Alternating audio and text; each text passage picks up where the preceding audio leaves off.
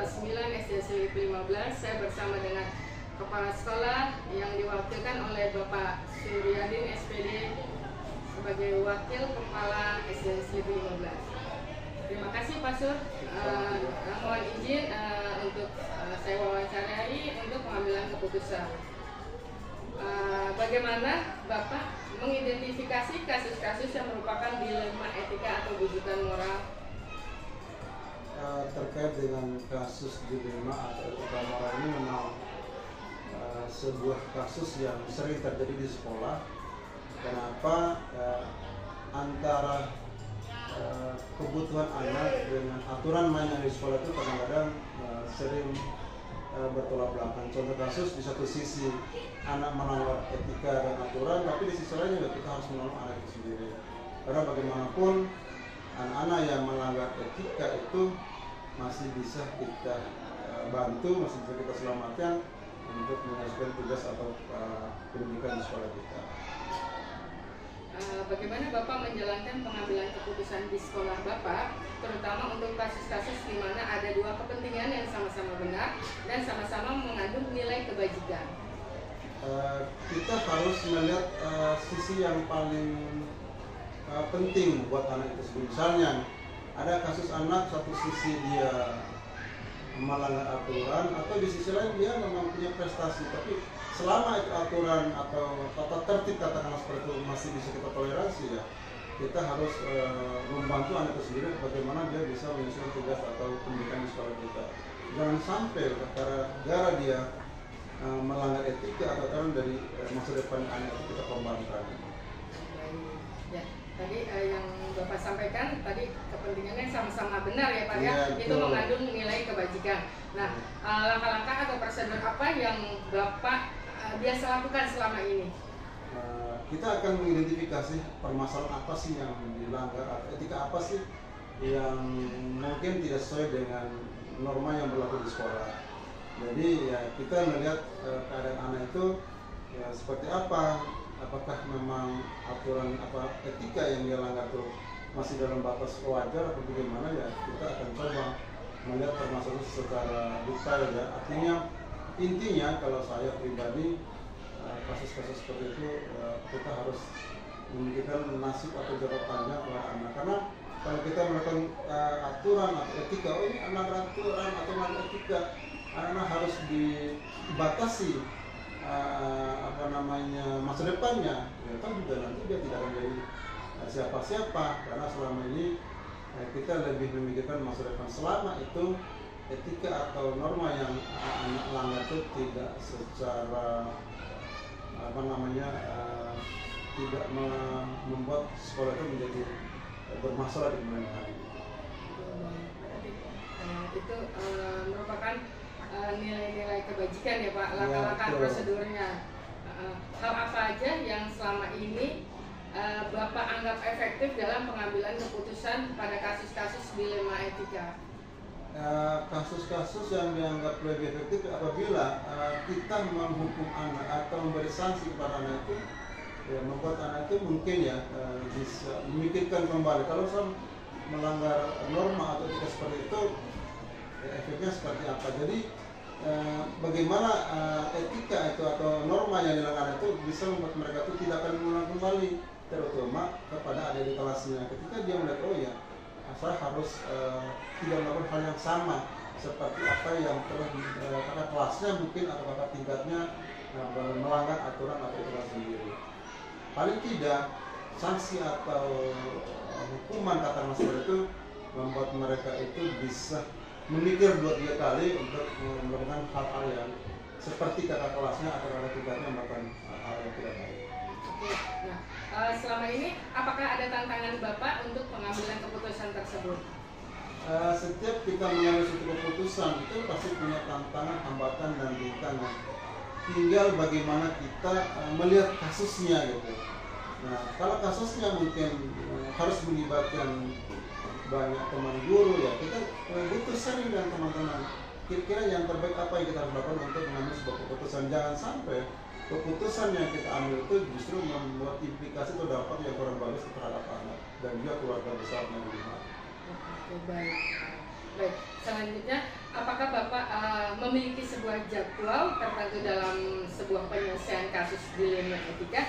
Apakah Bapak langsung menyelesaikan di tempat atau Bapak memiliki sebuah jadwal untuk menyelesaikan atau dilanjutkan bentuk prosedur seperti apa yang Bapak jalankan? Terkait dengan jadwal atau kita mengambil suatu keputusan, saya rasa tergantung permasalahan dulu.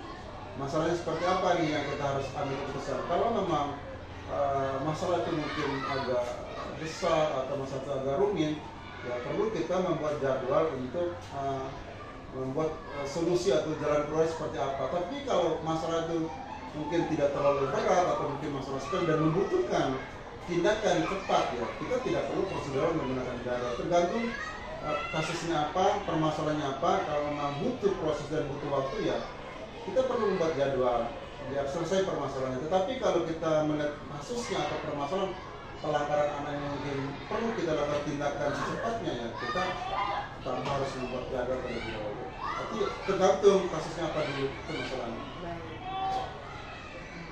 Baik. Adakah seseorang atau faktor-faktor apa yang selama ini mempermudah atau membantu Bapak dalam mengambil keputusan kasus dilema etika? Ya, pasti ada, artinya masukan bantuan dari Bapak Ibu wali kelas atau guru-guru yang lain, baik guru itu guru agama atau guru kelasnya atau wali kelasnya, itu kan sangat penting buat kita mengambil sebuah keputusan. Karena semakin banyak masukan saran itu, ya semakin baik pula kita mengambil sebuah keputusan, karena tidak sepihak lah. Artinya kita menerima masukan dari teman-teman Bapak Ibu. Oke, baik. Ya, tadi Bapak sudah menyampaikan semua hal-hal tentang pengambilan keputusan, ya Pak ya.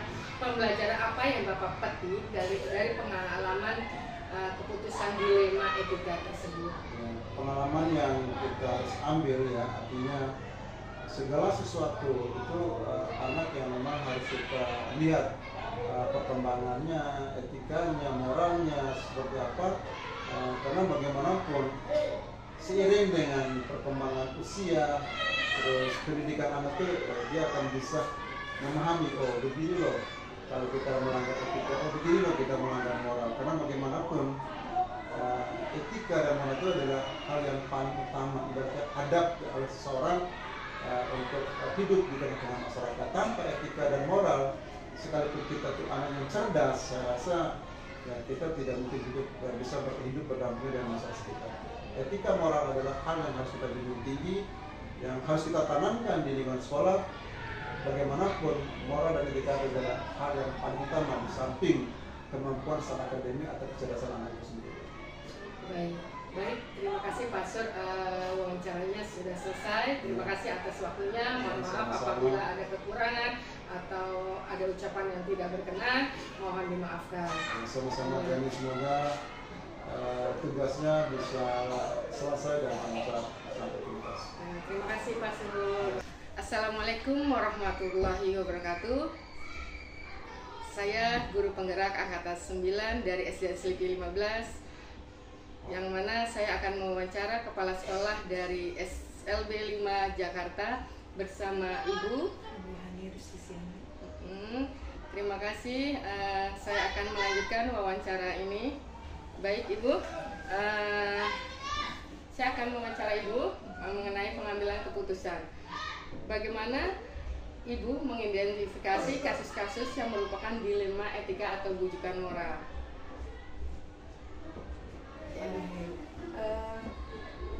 Contohnya kasus siswa ya? Iya betul. Ya, banyak sekali di sini siswa-siswa yang sering tidak hadir. Betul. Di sini baik yang itu berprestasi ataupun yang tidak berprestasi. Itu biasanya dihandle dulu oleh wakil kepala sekolah. Tapi sebelumnya setiap sebulan sekali saya itu selalu melihat daftar absensi siswa-siswa yang hadir tidak hadir. Ya. Kemudian jika dia tidak memenuhi syarat sebanyak di atas 60%, itu biasanya saya mengkomunikasikan dengan wakil kepala sekolah. Dihandle dulu oleh wakil kepala sekolah. Namun jika di wakil kepala sekolah tetap tidak ada solusi, baru ke kepala sekolah. Kepala sekolah kemudian dipanggil orang tuanya, ditanya apa sebabnya sering tidak hadir, karena saya sampaikan persentase kehadiran itu sangat mempengaruhi untuk prestasi anak, jenjang selanjutnya maupun ketika proses pembelajaran. Nah, jika wakil kepala sekolah tidak bisa menghadiri kesiswaan, maksudnya tetap tidak ada solusi, mereka tetap tidak hadir begitu ya, persentase kehadiran masih di bawah 60, itu langsung ke kepala sekolah kami panggil. Orang tua hadir di sini, kita komitmen, kita berkomunikasi gimana baiknya. Nah, bagaimana baiknya, apakah kendalanya apa, kita komunikasikan. Ada beberapa jika kendalanya itu karena dia ada penyebab lain, faktor medis, itu kita komunikasi, berkomitmen apa akan dalam waktu seminggu itu silakan apakah akan ada BDR-nya dan luringnya di sini. Jadi itu solusinya. Ternyata solusi itulah yang bisa benar-benar terjadi proses pembelajaran, dan akhirnya mereka persentase kehadirannya lumayan meningkat. Namun jika ada beberapa siswa juga yang karena orang tuanya yang tidak care, tetapi ketika kita komunikasi baik, oke, saya akan hadir kembali, saya akan menemui kepala sekolah, menemui saya untuk mengkomunikasikan ini. Namun ternyata besoknya beberapa kali tidak hadir. Nah itu kalau sudah ada 2-3 kali kami komunikasi, kami kasih SP surat peringatan. Nah setelah itu jika masih tidak hadir kemari, kami tidak mau kami begitu, karena takut juga dengan beberapa kali SP tidak serta-merta langsung kami keluar. Itu juga dengan beberapa alasan yang kuat. Baik Ibu, tadi identifikasi Ibu kalau misalnya ada siswa yang tidak hadir ya, sebanyak 60% itu dipanggil. Nah ternyata siswa tersebut ada terkendala dengan kesehatannya ya, ada juga sehingga kita memberikan kesempatan kepada siswa tersebut ya Ibu ya, untuk tetap bersekolah di sini ataupun belajar daring di rumah. Secara kita komunikasi kita bisa melalui daring, bisa melalui luring. Kami akan mengakomodir itu. Gurunya pun pasti selalu akan komunikasi. Jika mereka pun anak ini sudah tidak ada sekian kali persen ya, presentasi mempengaruhi di bawah sekian, silakan komunikasikan makin kepada siswa. Jika sudah tidak, baru ke kami. Banyak sekali itu, ada beberapa. Ada yang daring luring, secara luring dan daring itu ada 3 siswa. Ada yang memang ditimbulkan, itu ada yang memang satu anak, hanya satu anak.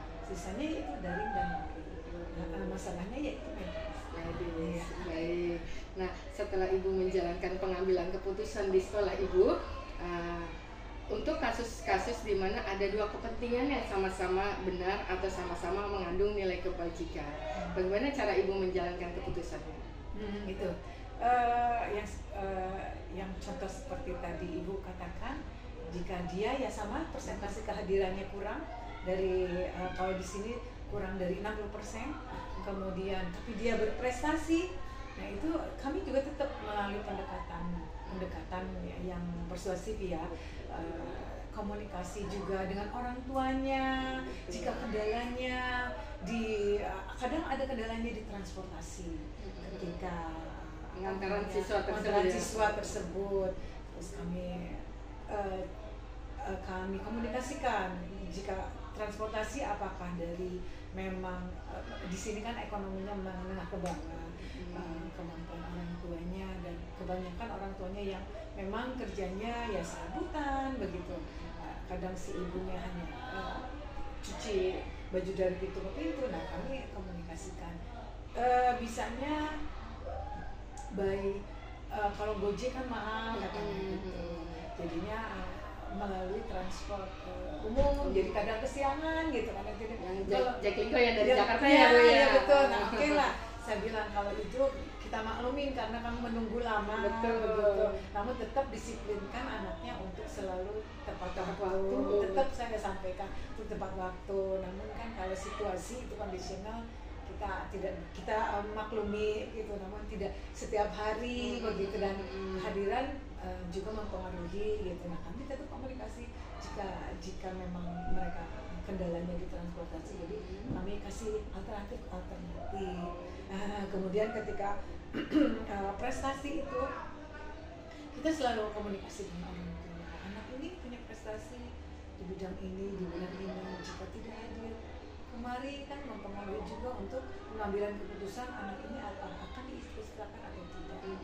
Membuat komitmen dengan orang tua bukan dengan anaknya, bagaimana gitu, bagaimana apakah akan diteruskan atau tidak. Ada hitam di atas putih. Ya, baik. Ya, tadi kan itu cara Ibu untuk mengambil keputusan ya. Terus langkah-langkah apa saja atau prosedur yang biasa Ibu lakukan selama ini? Mengenai apa nih? Mengenai tadi Ibu kan sudah mengambil keputusan bahwa siswa tersebut. Selain itu langkah-langkah apa lagi yang Ibu lakukan selama ini? Ya itu langkahnya tadi. Jika ada masalah seperti ini kan dilematis itu Erika, itu biasanya ya itu saya tetap berjenjang. Berjenjang ya. Sesuai dengan aturan si guru dulu. Jika guru sudah tidak bisa komunikatifnya persuasif dengan orang tua, wakil kepala sekolah kesiswaan. Jika tidak, sekolah baru saya. Jika bisa komunikasi dengan kepala sekolah dan terjadilah solusi, oke, beres. Tetapi jika tidak, tetap menggunakan administratif, surat peringatan 1, 2, 3. Jika tidak diindahkan, Oke, baik, langkah-langkahnya tadi sesuai dengan prosedurnya ya Bu. Sesuai dengan jenjangan dari wali kelas, terus wakil kepala sekolah, dilanjutkan dengan kepala sekolah. Yang dimana langkah-langkah tersebut nantinya akan disiapkan di atas hitam di atas putih ya Bu ya. Itu untuk kelengkapan administrasi ya. Terus hal-hal apa saja yang selama Ibu anggap efektif dalam pengambilan keputusan pada kasus-kasus dilema etika? Hal apa saja itu tadi? Komunikasi yang baik dengan orang tua. Kalau di sini betul ada komitmen. Setelah komunikasi membuat komitmen gitu. Maka terjadilah solusi yang efektif ya Bu ya. Baik untuk sekolah maupun untuk orang tua yang memang benar-benar kalau di SLB itu keputusan persentasenya besar ada pada orang tua. Berarti hal-hal yang Ibu tadi itu sudah efektif. Apakah ada tantangannya Bu? Sangat tantangannya dalam pengambilan keputusan dilema etika tersebut. Iya, itu tantangannya sangat. Ini kadang dilema itu tantangan. Kalau saya mengeluarkan begitu surat peringatan, ada rasa kasihan ya gitu ya. Nanti kalau tidak sekolah nanti anak ini akan bagaimana di sekolah itu sih kadang tantangan saya ya. Di suara hati. Suara hati dengan memang aturan begitu kan, karena sudah beberapa kali kita berikan sesuai aturan. Nah, tapi kadang dilema hati. Anak-anak rasa kasihan kita gitu. Begitu. Terus peduli kita terhadap siswa ya. Itu bagaimana gitu kadang. Tapi kita juga harus berpijak pada aturan. Terus ada jangka panjangnya siswa nanti kedepannya seperti apa gitu ya. Begitu yang saya kadang. Nah, baik Ibu. Nah, apakah Ibu memiliki sebuah jadwal tertentu dalam sebuah penyelesaian kasus dilema etika? Terus apakah langsung di tempat atau memilih jadwal untuk menyelesaikannya atau bentuk apa yang Ibu jalankan? Itu tadi. Jadi kalau jadwal saya tidak ada. Jadwal tidak ada karena kan berjenjang dulu tuh. Jadi situasional begitu. tetap berjenjangkan melalui wali kelas, kemudian ke wakil kepala sekolah. Jika tidak kan itu tidak bisa diterjadwal ya Bu ya. Kita tidak hanya dapat infonya itu, saya berjadwalnya itu setiap akhir bulan. Itu selalu guru-guru saya meminta untuk mengumpulkan absensi siswa.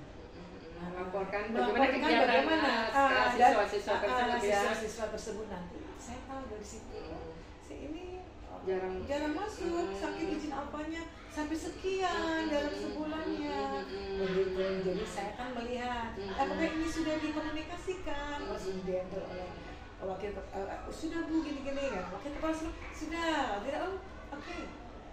Nah itu situasionalnya buat jadwal. Hari ini saya tidak sampai ketemu orang tua biar hadir kemari, adalah oleh guru kelas gitu. Berarti langsung di tempat gitu ya, untuk menyelesaikan masalah tidak ada penjadwalan gitu. Penjadwalan visit ke sana itu yang penjadwalan visit adalah wali kelasnya. Baik. Nah, adakah seseorang atau faktor-faktor yang selama ini mempermudah atau membantu Ibu dalam pengambilan keputusan? Oh iya, sangat wali kelas itu wali kelas utama ya Bu ya. Wali kelas kan tahu, wakil kepala sekolah, dua-duanya itu sangat mempengaruhi, mempermudah keputusan. Kadang kami berkomunikasi, informasi dapatnya dari informasi awal dapatnya dari wali kelas. Jadi saya tahu anak per anak di masa sekolah bisa mengatasi hal ini. Baik. Nah, dari semua hal yang telah Ibu sampaikan, pembelajaran apa yang Ibu petik tentang pengalaman Ibu mengambil keputusan? Pembelajaran apa? Jadi segala sesuatu masalah di sekolah ini adalah suatu sistem. Jika hanya saya saja, tidak mungkin terjadi tindakan yang efektif, gitu, solutif. Gitu. Jadi semuanya harus berkesinambungan, sebuah sistem. Betul. Saling kait mengkait, begitu. Jadi tidak hanya saya sendiri, tapi ya tadi itu berhubungan dengan wali kelas, wakil kepala sekolah, jadi suatu sistem yang semuanya saling kait mengkait sehingga terjadilah suatu komunikasi yang baik, pendekatan seperti saya, sehingga terjadilah pengambilan keputusan yang dilema etika ya Bu ya. Baik Ibu, untuk wawancara kali ini ya, saya berterima kasih banyak kepada Ibu sudah meluangkan waktunya, sudah berwawancara. Mohon maaf apabila ada kesalahan atau tutur kata yang kurang berkenan. Ya, terima kasih. Wassalamualaikum warahmatullahi wabarakatuh.